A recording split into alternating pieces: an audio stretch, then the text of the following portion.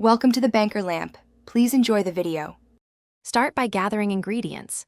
2 cups moringa leaves or 3 medium moringa pods, washed and thoroughly dried before pickling.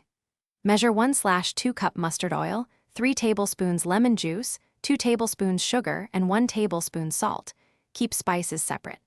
Toast 2 tablespoons mustard seeds, 1 tablespoon fenugreek seeds, and 1 teaspoon nigella seeds in a dry pan until aromatic, then cool. Prepare 2 tablespoons mustard powder and 1 tablespoon turmeric. Crush toasted seeds coarsely. Heat 1/2 cup mustard oil to the smoking point, then allow it to cool until just warm before tempering spices to prevent bitterness.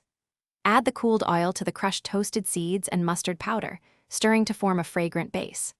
Briefly fry moringa leaves or sliced pods for 2 to 3 minutes to remove excess moisture, then cool.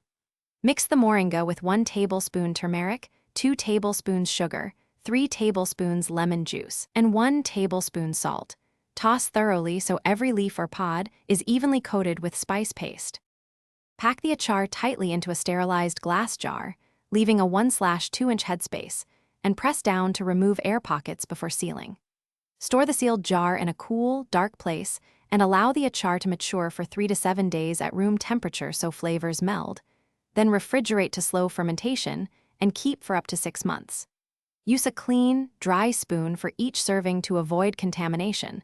Serve 1 to 2 teaspoons with meals, and discard the batch immediately if you detect mold, fizzing, or off odors.